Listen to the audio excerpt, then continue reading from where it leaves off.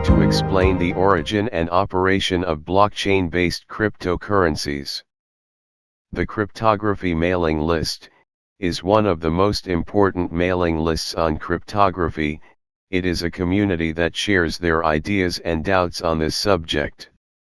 In 2008, a mysterious user from Japan who called himself Satoshi Nakamoto shared an idea that quickly conquered all users. Satoshi proposed a system to create digital money, a currency that did not exist in the form of paper or metal, a bit-based currency. It is not something so innovative. Previously, some researchers had proposed something similar, and all of us today use digital money to make purchases. You have a bank account and a card. When you pay for something you buy with the card, it would be virtual money. But there are many things about that banking model that many do not just like. There has to be an entity behind it that verifies that this transaction is valid. The bank verifies that there is that money in your account and transfers it to a bank account of another person. We depend 100% on an external entity. Even for cards such as Visa or MasterCard, we depend on these companies. Another very important problem is privacy.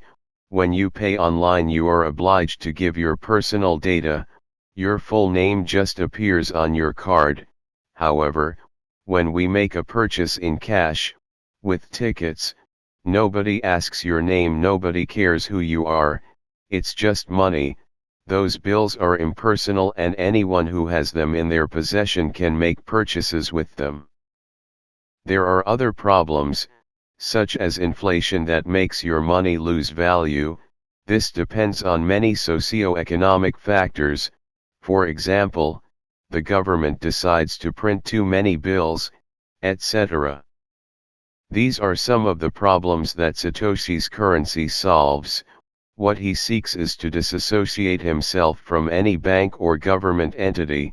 The money transactions are totally anonymous, and there is no entity behind all these movements. These advantages are disadvantages for other people. It depends on the point of view of each one. Satoshi provided an academic article explaining in detail how his system works, and months later he provided the software to be able to carry out these transactions. After that, he disappeared, without a trace. It is not known who he is, or if this is his real name.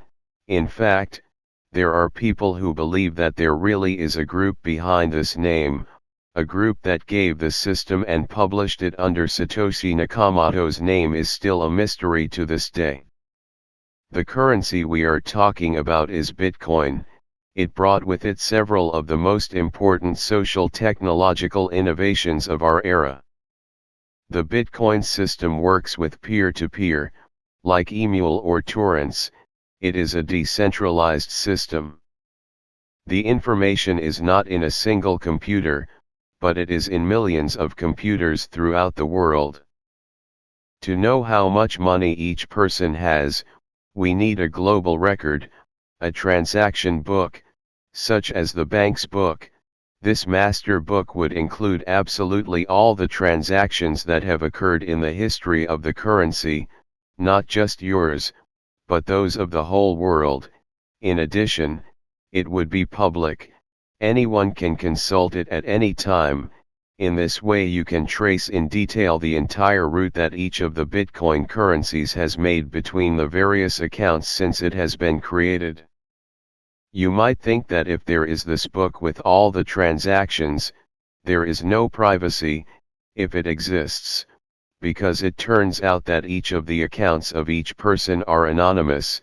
Although there is a trace of all the accounts or purses for which they have after this coin, it is not known to whom that purse really belongs, and hence comes the great anonymity of this coin. This global registry or database is known as the blockchain. The blockchain is a sequence of chained data. Each block refers to the previous one, and the great advantage is that it is distributed globally. It is safe and public. it is practically impossible to modify the records of the past, and as long as there are users on the network it is impossible that the data disappears.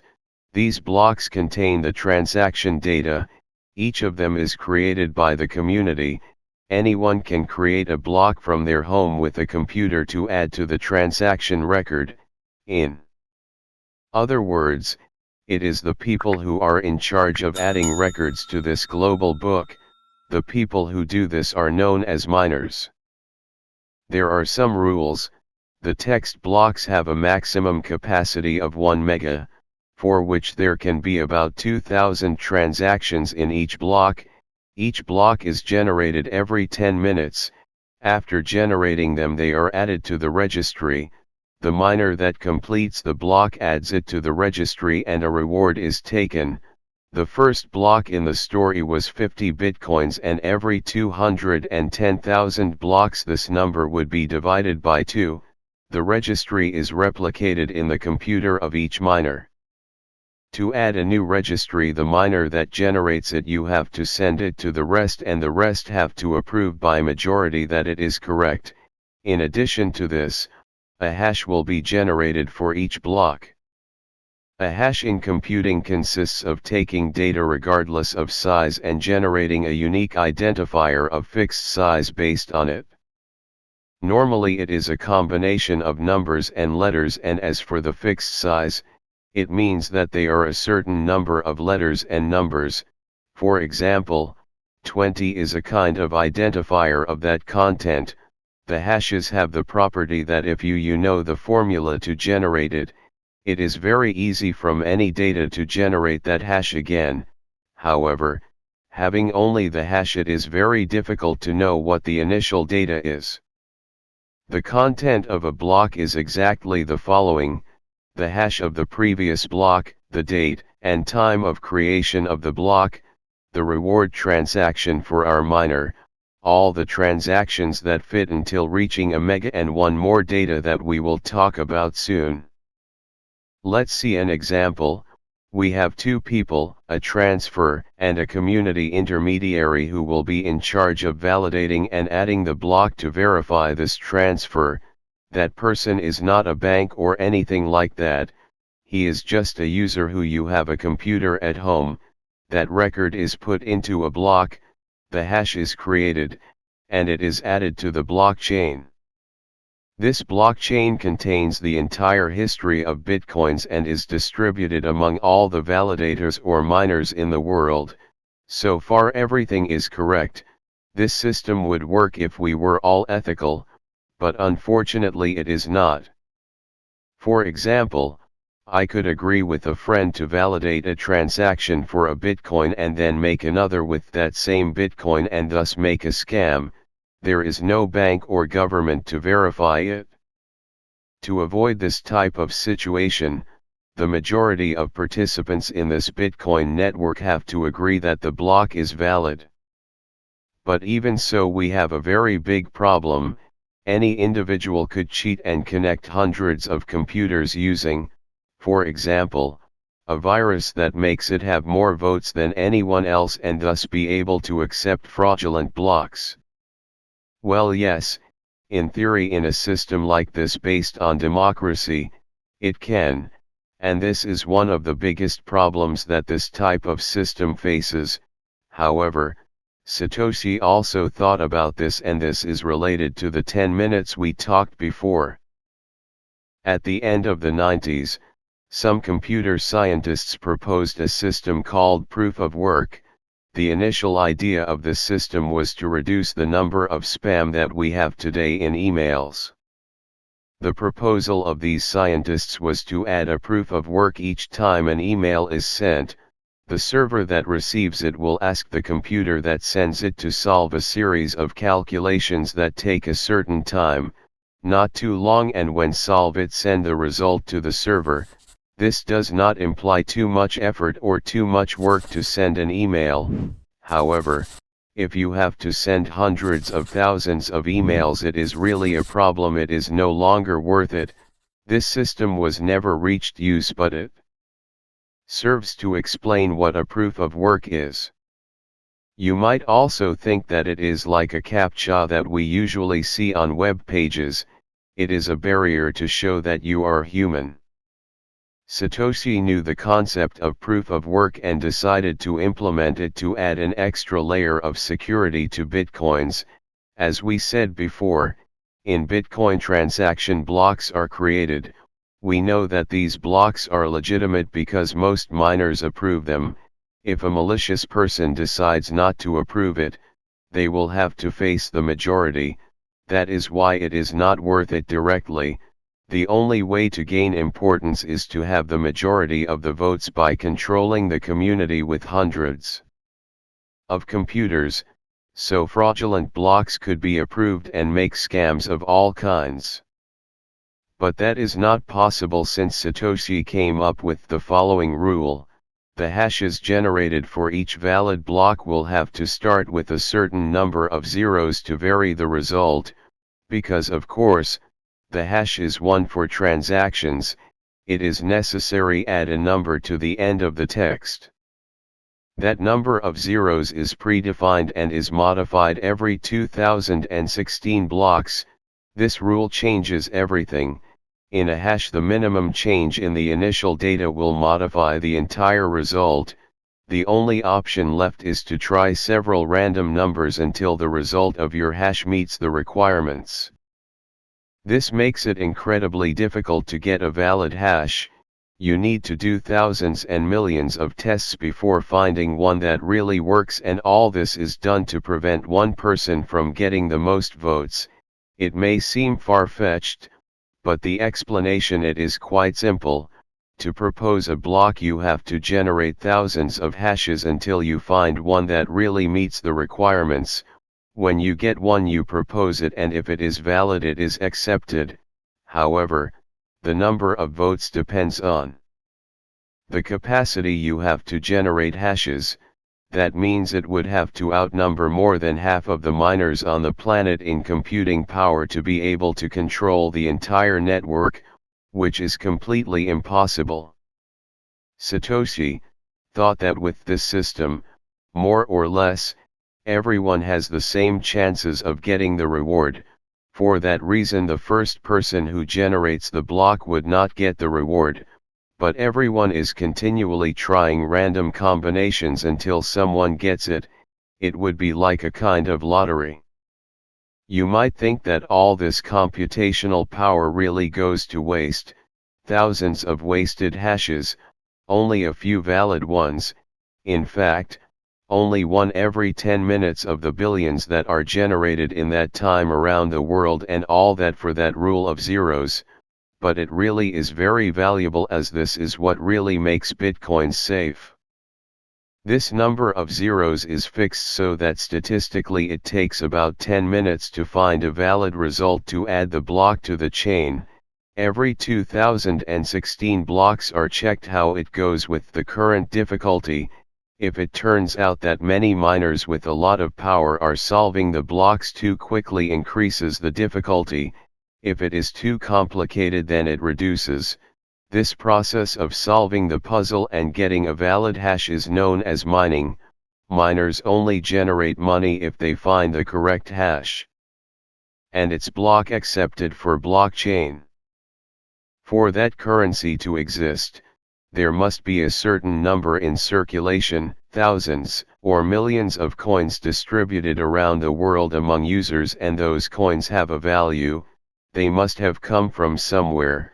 The bitcoins are generated every time there creates a block. The reward given to the miner is new, freshly created bitcoins. When Bitcoin was launched, in the first record of the blockchain there was no Bitcoin, so a block was created with the text of a newspaper.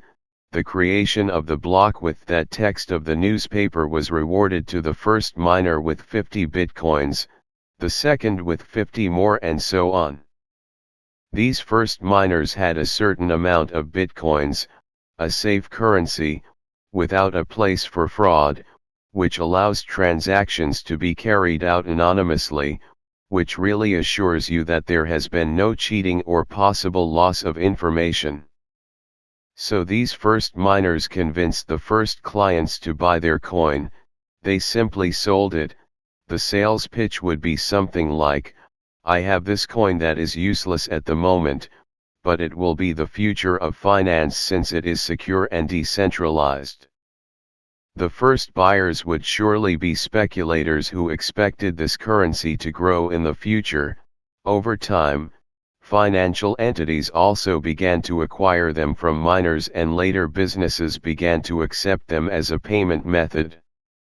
As a curiosity, in 2010, Laszlo Hanyuks bought 2 pizzas for 10,000 bitcoins, which at the time was equivalent to $30 or $40. Today they would be worth millions. It could be said that it is the most expensive pizza in history. This first transaction has not unnoticed by the crypto community, which for a few years has begun to celebrate Bitcoin Pizza Day to commemorate the purchase of these 2 pizzas on May 22, 2010. The first to adopt Bitcoin were those industries that most needed a secure currency and that did not leave any type of trace on who has paid and who receives the money.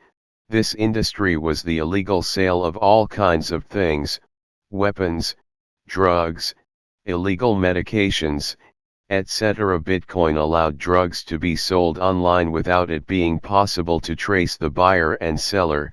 This was one of the biggest controversies that existed around Bitcoin. These Bitcoins are still being given to miners today. That is why it is profitable to mine, but less and less. As more power and more miners are in the network, the higher the difficulty. Finally, we are going to talk about Ethereum.